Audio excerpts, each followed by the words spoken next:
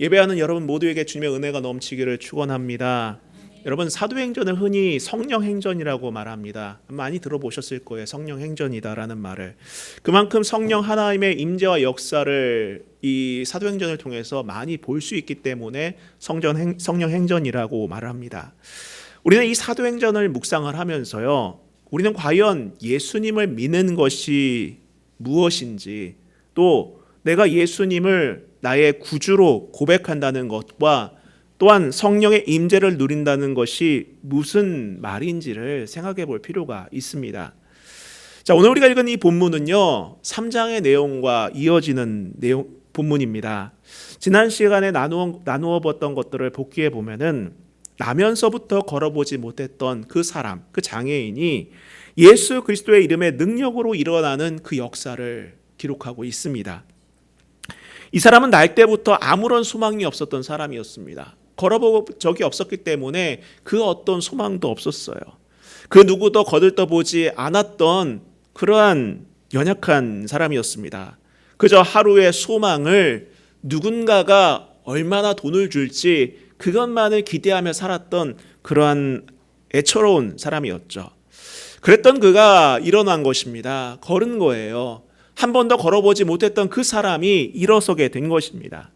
사실 이 내용은 우리의 현실과 그리 멀지 않은 내용이라고 말씀을 드렸죠. 이 나면서부터 걷지 못했던 이 사람은 이 시대의 두 부류의 사람을 상징합니다.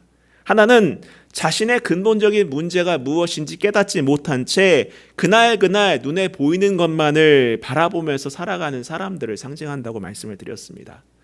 이런 부류의 사람은 마치 나면서부터 걷지 못했던 이런 사람들처럼 자신의 근본적인 문제가 무엇인지를 깨닫지 못한 채 그저 눈앞에 있는 욕망만을 따라간다는 거예요. 그렇죠? 자신이 지금 걷지 못하는 게 가장 큰 문제인데 그걸 보려고 하지 않습니다. 뭘 봅니까? 그저 자신에게 주어지는 돈 얼마, 이것을 본다는 거예요. 또 하나는 고통의 날이 길어져서, 고통이 너무 길어서 힘겨운 인생을 버티며 사는 그러한 부류의 사람이라고도 할 수 있습니다. 인내가 나쁘다는 것은 아닙니다. 인내하는 것 필요합니다. 인내할 필요도 있어요. 그러나 여러분, 이런 부류의 사람은 인생의 고통 때문에, 기나긴 인생의 고통 때문에 소망조차 잃어버려 그날을 어쩔 수 없이 살아가는 사람들이라고 할 수 있어요. 이 나면서부터 걷지 못한 사람은 무려 몇 년인가요? 40년을 그렇게 살았습니다. 그러다 보니까 당연히 소망을 잃어버릴 수도 있었겠죠. 하지만 여러분, 그가 있었던 곳은 어디였습니까? 성전 문 앞이었어요. 하나님의 성전 문 앞이었습니다. 여러분, 성전은요, 어떤 그 자치기관이 아닙니다. 어떤 행정기관이 아니에요. 그냥 사람들이 오고 가면서 노는 그런 곳이 아닙니다. 왜 성전을 갑니까? 왜 그곳에 사람이 가서 예배합니까? 하나님이 살아계신 분이라는 것을 믿기 때문에 예배하는 것 아닌가요? 그렇죠? 하나님이 실존하신 분이십니다는 걸 믿기 때문에 그들이 가서 예배하는 것 아니겠습니까? 그렇죠? 아니면 그럴 이유가 없는 거예요. 뭐하러 교회를 다닙니까? 뭐하러 성전에 찾아가겠어요? 하나님이 계시다는 것과 자기를 찾는 이들에게 상 주시는 이심을 믿지 못한다면은 교회 갈 이유가 없는 거예요. 성전에 찾을 이유가 없는 것입니다. 하나님이 안 계신데 왜 가겠어요? 그렇죠? 그런데 이 나면서 걷지 못했던 이 사람은 그가 비록 성전 문 앞에 있었지만은 그의 오래된 고통으로 인해서 하나님을 보려 하지 않았던 거예요. 하나님께 나아가지 않았던 것입니다. 여러분, 진정한 인내는요, 소망을 버린 채 그냥 체념하면서 살아가는 삶이 아닙니다. 난 원래 이렇게 하면서 살아가는 것이 아니라는 거예요. 확신과 믿음을 갖고 감사함으로 인내하는 것이 믿는 사람의 인내임을 꼭 기억하시기를 부탁드립니다. 여러분, 그게 인내라는 거예요. 언젠간 되겠지. 감나무 밑에서, 어머니가 많이 얘기했던 거지만은, 감나무 밑에서 입 벌린다고 해서 감이 네 입에 떨어지겠냐, 이런 얘기를 자주 하셨는데 그렇지 않는다는 거예요. 그게 믿음이 아닙니다. 언젠가 되겠지. 얼마 전 신문 보니까는 그 복권방 어떤 주인이 9천만 원어치를 긁었대요. 본인이 9천만 원어치를 했대요. 혹시나 될까 해서. 그게 걸렸대요. 왜냐하면 대금을 지급을 안 하니까는 9천만 채 했는데 됐을까요? 안 됐어요. 안 됐습니다. 9천만 원어치를 사도 안 되는 게 그거죠. 그렇게 운에 맡겨 사는 것이 우리의 인생이 아닙니다, 여러분. 믿는 사람의 인내는요, 언젠가 잘 되겠지가 아니에요. 확신을 갖는 겁니다. 믿음을 갖는 거예요. 그러면서 감사함으로 사는 것이, 그것이 믿는 사람의 인내임을 기억하시기를 바랍니다. 자, 근데 그럼에도 불구하고 감사한 것이 무엇입니까?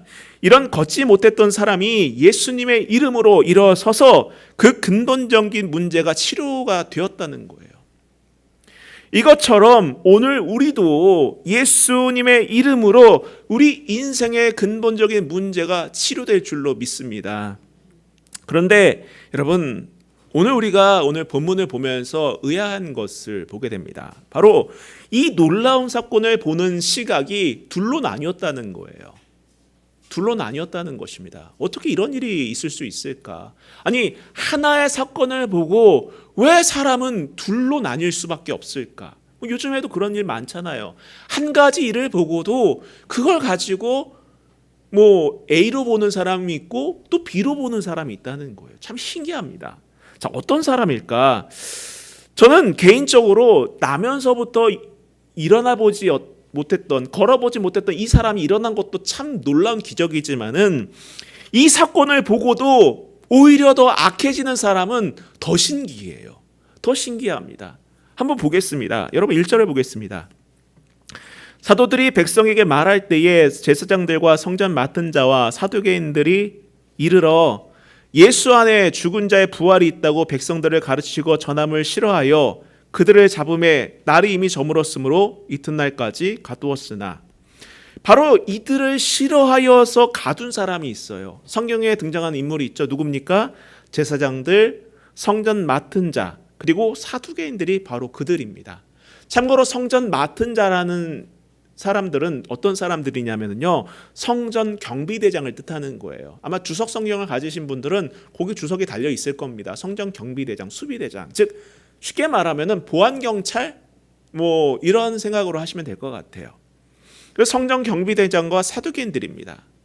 근데 여러분, 우리가 한번 생각해 볼 것이 하나 있습니다. 사실 나면서부터 걷지 못했던 이 사람을, 또 그에게 일어난 이 사건을 이들은 모르는 것이 아니었어요.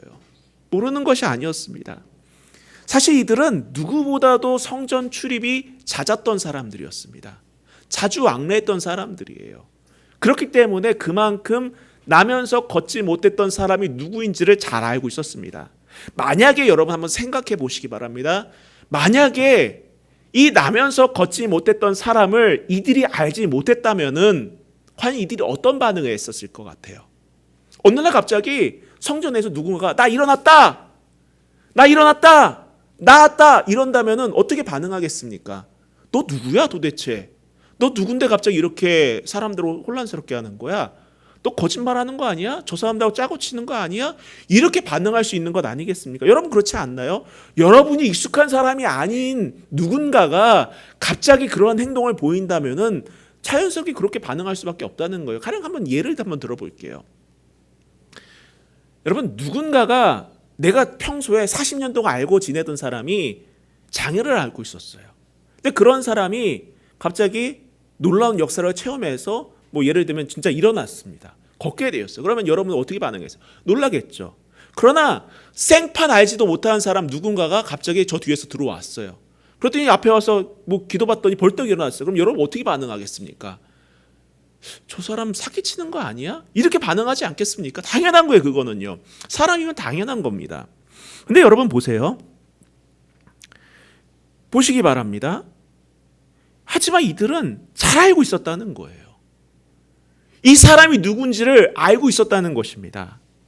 40살이나 된 이 사람, 나면서부터 걷지 못했던 이 사람이 누군지 알고 있었다는 겁니다. 왜냐? 성전 문 앞에서 늘 있었기 때문에.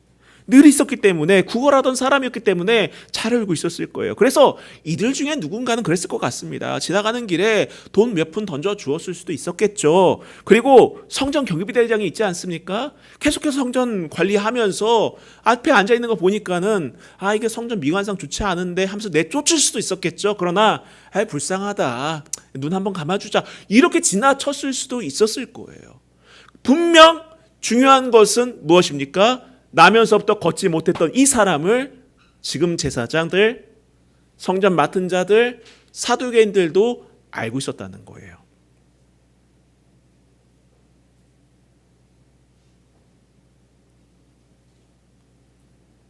그런데 바로 이 사건이 일어난 것입니다. 일어나는 사건이 일어난 거예요. 많은 사람들이 그 장면을 목격했습니다. 그 일어난 일로 인해서 그 일대가 술렁거리기 시작했어요. 이 놀라운 일로 인하여서 그 일의 중심에 서 있던 두 제자들에게 사람들이 모이기 시작했습니다. 그리고 솔로몬 행각에서 베드로가 전하는 말씀을 듣기 시작합니다. 분명한 것은 여러분, 다시 말씀드리지만 제사장이나 이 성전 맡은 자나 사두개인들이나 모두가 심지어 양쪽을 다 알고 있었다는 거예요. 치유받은 이 걷지 못했던 사람도 알 뿐더러 두 제자였던 베드로와 요한도 누군지 알고 있었다는 겁니다. 여러분 13절 한번 보시기 바랍니다. 뭐라고 되어 있습니까? 끝부분에 전에 예수와 함께 있던 줄도 알고라고 되어 있어요. 그래요. 이들은 이 장애인이었던 사람도 알고 있고 이 일을 벌인 베드로와 요한이 누군지도 알고 있었다는 거예요.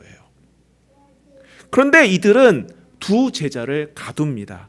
여러분 이해가 되시나요? 두 제자를 가두어요. 어떤 잘못을 했기 때문에 가둔 것입니까? 무슨 큰 피해를 입혔나요? 그것에 대한 대답이 바로 2절에 나오죠. 무엇입니까? 예수 안에서 죽은 자의 부활이 있다고 백성을 가르치고 전함이 싫어서라고 되어 있어요. 다른 이유가 아닙니다. 예수 안에서 죽은 자의 부활이 있다는 것을 백성들에게 전하는 것이 싫어서 이 베드로와 요한을 가두었다는 겁니다. 우리는 이 순간 이 부분에 대해서 고민해 볼 필요가 있습니다. 왜 싫어했을까? 아니, 피해를 준 것도 아니고 소란을 일으킨 것도 아니고 소동을 일으킨 것도 아니고 누군가에게 사기친 것도 아닌데 왜 싫어하고 이들을 가두었을까? 여러분 여기서 싫어한 부류가 누구인지를 살펴보면 이해할 수 있습니다. 성경에 제사장, 성전 맡은 자, 사두개인이 등장하는데 여기서 고소의 주축이 누구냐면 바로 사두개인들이었어요. 사두개인들이었는데 이들은 이런 특징이 있었습니다. 가장 먼저 이들은 부활신앙을 거부하는 사람들이었어요. 뭐라고요? 부활신앙을 거부하는 사람들이었습니다. 이들은 자신의 관점을 정당화하기 위해서 예수님께도 자신들의 어떠한 이성적인 논리로 부활을 반박하는 내용이 있어요. 마태복음 22장을 보면 이렇게 기록하고 있습니다. 부활이 없다 하는 사두개인들이 그날에 예수께 와서 물어 이르되 선생님이여 모세가 일렀으되 사람이 만일 자식이 없이 죽으면 그 동생이 그 아내에게 장가들어 형을 위하여 상속자를 세울지니라 하였나이다.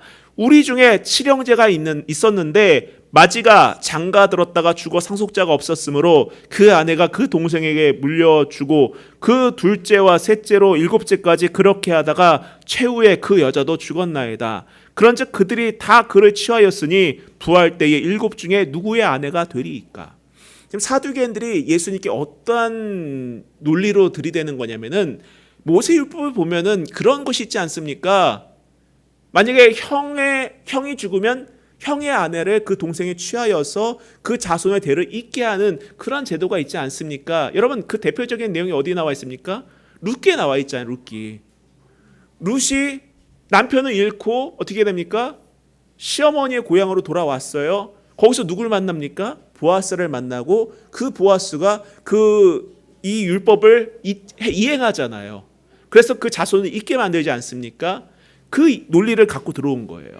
그러면서 말하는 것이 무엇이냐면은 자, 7형제가 있는데 그런 일로 인해서 7제가 갔습니다. 그럼 나중에 부활 때에 그 아내는 누구의 아내가 되겠습니까? 라고 반박을 하는 겁니다. 네 부활이 틀린 거다라고 말해주고 싶었던 거겠죠. 이에 대해 예수님께서 이렇게 말합니다. 예수께서 대답하여 이르시되 너희가 성경도 하나님의 능력도 알지 못하는 고로 오해하였도다. 부활 때에는 장가도 아니가고 시집도 아니가고 하늘에 있는 천사와 같으니라.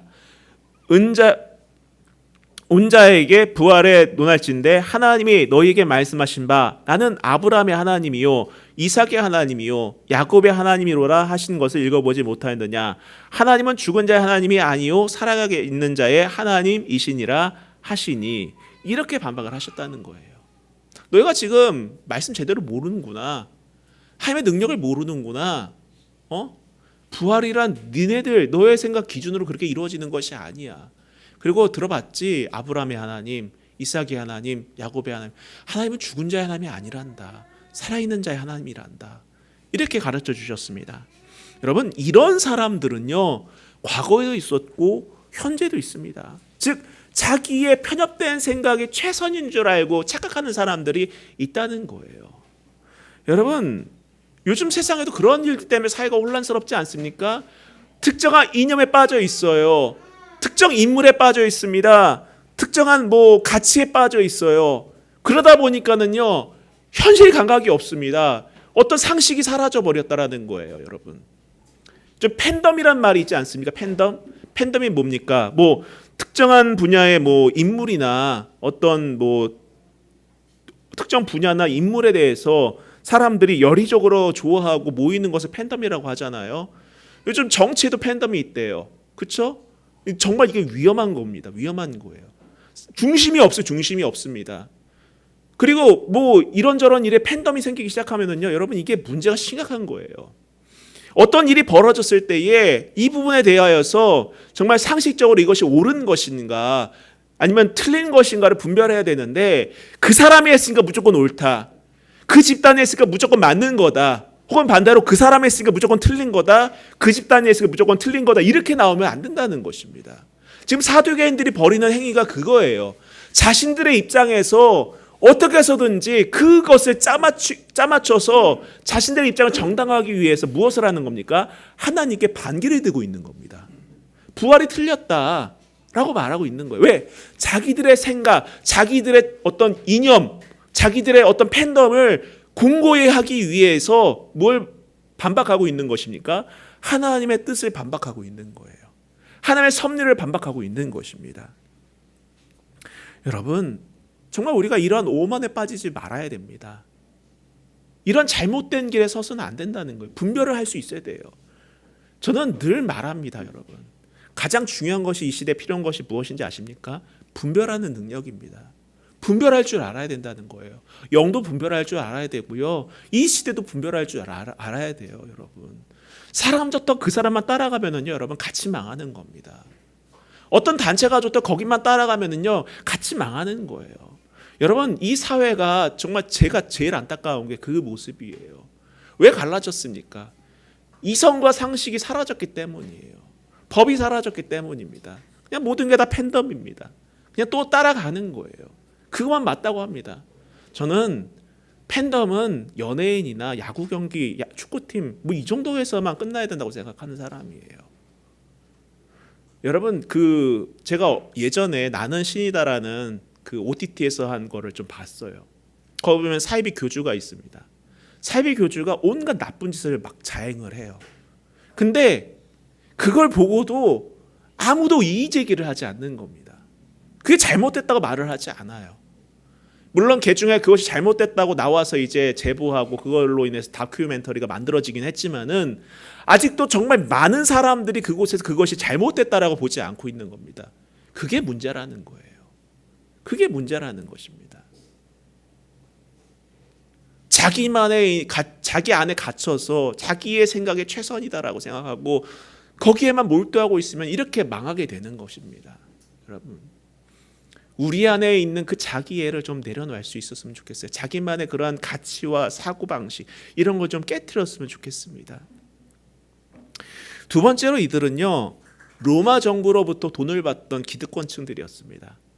여러분, 좀 더 정확하게 표현하면 이들은 겉으로는 유대인, 하나님을 따르는 사람이라고 말은 하지만은 실상은 물질 만능주의에 빠져서 세상에 속한 사람들이었어요. 겉모습은 하나님 백성이라고 말은 하죠.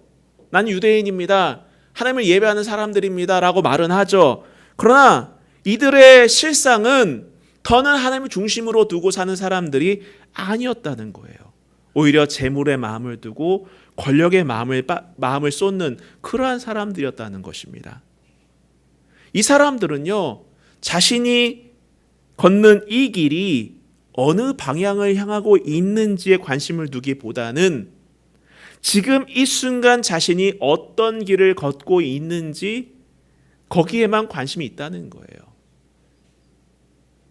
예전에 그 드라마 중에서 낭만닥터라는 드라마가 있어요. 참 재밌게 봤는데 그 드라마에서 제가 대사 중에 하나 제가 참 기억에 남는 대사가 하나 있습니다. 아마 보신 분들은 기억할 거예요. 뱁새가 황새를 따라가는 방법이라는 대사가 있어요. 뱁새가 황새를 따라가는 방법이 뭔지 아느냐? 뱁새가 황새를 따라가면서 가랑이가 찢어지지 않은 방법은 황새와 같은 방향을 보면서 가면 된다 라고 얘기를 하더라고요. 물론 보폭은 다르겠지만은 같은 방향을 보면서 가면 된다. 참 그 작가가 참 시적으로 잘 썼다 생각을 했습니다.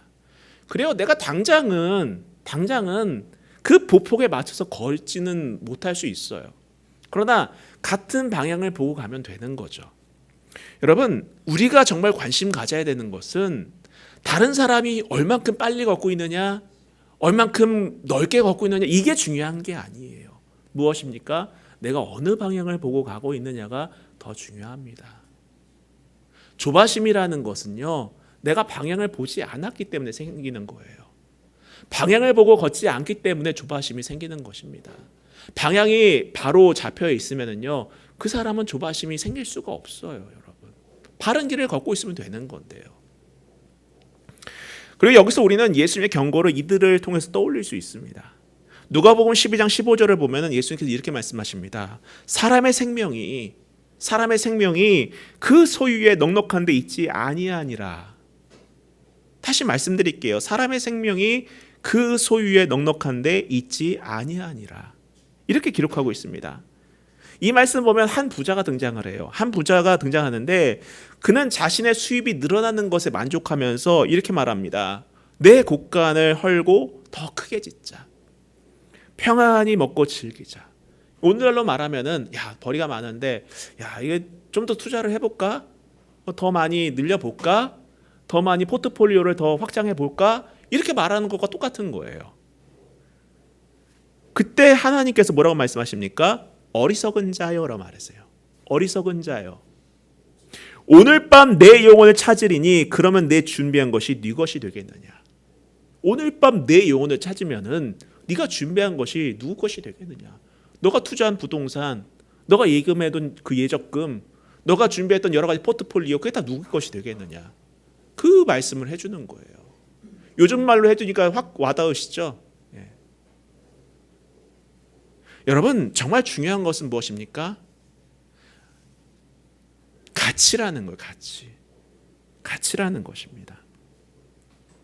여러분, 세상의 성공도 돈벌이에만 관심 두는 사람에게 찾아오지 않습니다.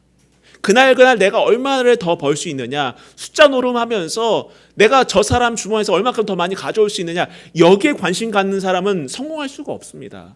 세계적으로 성공한 사람들의 책을 읽어보면은요, 그런 사람들은 그런데 별로 관심이 없었어요.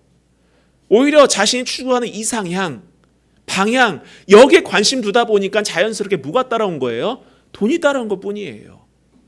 하물며 하나님의 백성들을 오죽하겠습니까, 여러분? 하나님을 사랑하고 그 뜻을 이루어가는 사람들이 여러분 그저 눈앞에 보이는 몇 푼의 이익을 따라간다면 과연 그것이 옳은 일이 되겠냐라는 거예요. 여러분, 우리는 그러면 안 됩니다. 그런 삶을 지양해야 돼요. 세 번째로는요, 이들은 어떤 사람들이었느냐? 바로 종교의 모양만 있었던 사람들이었습니다. 이들은 물론 말은 이렇게 합니다. 모세의 오경이 중요합니다. 모세오경이야말로 우리의 정말 가장 필요한 가치입니다. 꼭 지켜야 될 정신입니다. 이렇게 주장했던 사람들입니다. 그래서 어떤 상황에서도 이것은 지켜야 된다라고 주장했던 이들이었어요. 그러나 그 모양은 있어도 실제로 그 삶과는 거리가 멀었습니다. 즉 사람들의 존경을 받고자 해서 종교의 모양은 취했었지만은 실상 그 하나님은 그 마음에 두지는 않았던 거예요. 이들은 하나님의 역사를 바라보려 하지 않았습니다. 자신들을 드러내고 그 하나님을 나타내므로 오히려 자신들이 모든 그 자리를 가로채워서 그 이익의 중심에 서기를 원했던 사람들이었다는 거예요. 하나님 이름 팔아서 자신의 이익을 챙겼던, 쉽게 말하면 그런 사람들이었다는 것입니다. 종합적으로 볼 때 이들은 예수의 복음과 자신의 삶은 아무런 연관도 없다고 생각하는 사람들이라고 말할 수 있던 거죠. 그래요, 여러분. 이런 사람은 과거에도 있었고 현재에도 있을 수 있습니다. 지금 그 사람들이 예수 그리스도의 복음 전하는 사람들을 앞에 세워놓고 신문하는 거죠. 너희가 무슨 권세로 또 누구의 이름으로 이 일을 행하느냐. 지금 여러분 이들은 이러한 질문을 할 때가 아니에요. 누구냐 이 문제가 아닙니다. 지금 어떤 일이 벌어지고 있느냐를 더 관심 두고 거기에 귀를 기울이고 마음을 쏟을 때라는 거예요. 4절을 보세요. 말씀 듣는 사람 중에 믿는 자가 많으니 남자의 수가 약 5천이나 되었더라. 16절 보세요. 그들로 말미암아 유명한 표적이 나타난 것이 예루살렘에 사는 모든 사람에게 알려졌으니 우리도 부인할 수 없는지라. 많은 사람들이 뒤집히고 회심의 역사가 일어나고 정말 놀라운 역사가 그 현장에서 벌어지고 있었던 겁니다. 이 사실을 재판하고 있던 그 사람들도 부인할 수 없는 지경에 이르렀던 거죠. 그럼에도 불구하고 이들은 보려하지 않았습니다. 보려하지 않았어요. 여러분, 예수님의 이름을 알 수 있습니다. 그리고 예수님께서 부활하셨다는 그 외침을 한낱 사상으로 물론 폄훼할 수도 있어요. 또한 나면서부터 걷지 못하는 이가 일어났다. 이것도 놀라운 일이네 할 수 있습니다. 하지만 이 두 사건이 연결되어 있다면 말이 달라진다는 거예요. 베드로 사도도 여러분 이 부분에 대해서 이렇게 말합니다. 8절 보세요. 이에 베드로와 성령 충만하여 이르되 백성의 관리들과 장로들아. 그래요, 여러분. 한때 비겁자였던 베드로가 그 성령 충만함을 받고 그 충만함의 담대함을 얻어서 이렇게 전합니다. 9절 보세요. 만일 병자에게 행한 착한 일에 대하여 이 사람이 어떻게 구원을 받았느냐고 오늘 우리에게 질문한다면, 다시 말해서 이 소망 없는 자가 이러한 일에 대해서 너희들에게 질문한다면 10절 보세요. 너희와 모든 이스라엘 백성들은 알라. 너희 십자가에 못 박고 하나님이 죽은 자 가운데서 살리신 나사렛 예수 그리스도의 이름으로 이 사람이 건강하게 되어 너희 앞에 섰느니라. 여러분, 이 말씀의 의미가 무엇인지 아십니까? 예수님의 이름을 알 수 있습니다. 그리고 예수님이 부활했다는 그 소식을 몇몇 사람 통해서 들을 수 있습니다. 여기까지는 그 사건이 지금 나와 무슨 관계가 있느냐라고 할 수 있겠죠. 또 40년 동안 걷지 못했던 사람이 일어났다는 소식을 들을 수 있어요. 야, 참 놀라운 일이다 할 수 있습니다. 좋아할 수 있습니다. 그런데 중요한 것은 이 두 사건이 연관이 있다는 거예요. 연관이 있다는 것입니다. 연결되어 있다는 거예요. 오늘 우리가 본문을 통해서 알 수 있는 것은 바로 예수의 이름과 부활의 능력이 하나님의 성령의 역사를 통해 시작되었고 그 능력이 계속해서 진행되고 있다는 그 사실입니다. 이 부활의 능력, 성령 충만함의 역사를 믿으시길 바랍니다. 믿으시길 바라요. 이제 그 서막이 시작된 거예요. 첫 단추가 끼어진 겁니다. 개별 사건으로 보았을 때는 나와는 무관하다고 지나칠 수 있을 법한 그런 일들이지만은 이 모든 것들이 하나님께서 일하시는 연속선상 안에서 진행 중이고 그 모든 것이 지금 나를 향하고 있다면 여러분, 이것은 이 말씀을 다시 봐야 한다라는 그러한 의미로 우리는 받아들여야 한다는 거예요. 이쯤에서 우리는 사도 바울의 고백을 떠올릴 필요가 있습니다.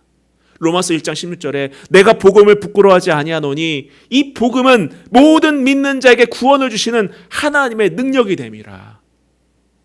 하나님의 능력이 됨이라.